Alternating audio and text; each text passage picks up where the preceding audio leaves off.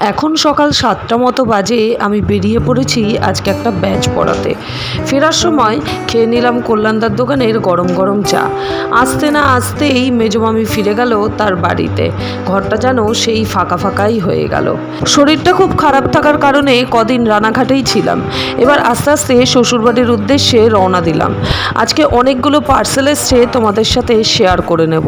তবে ফেরার সময় সেই কারিপাতার ফুচকা বগুড়া স্টেশনে বসে। কোনোদিন বগুড়া স্টেশনে আসলেই অবশ্যই কিন্তু একবার ট্রাই করো, দুর্দান্ত লাগে। আজকে আমার বাড়িতে এক অতিথি এসেছে। বাংলাদেশে? হ্যাঁ, তুমি ইন্ডিয়াতে এসছো না ভারতে এসছো? ইন্ডিয়া এসছো? বুঝতেই পারছো, বাংলাদেশ থেকে বিদেশি নিয়ে এসছে। আমি চলে আসলাম ডাক্তারখানায়। কিছুতেই বাতের ব্যথা কমছে না, তাই অগত্যা হোমিওপ্যাথি এই দাদুর কাছে আসলাম। না, মিষ্টি খাওয়া হয়ে গেছে, এবার পার্সেল দেখার পালা। সাবস্ক্রাইব।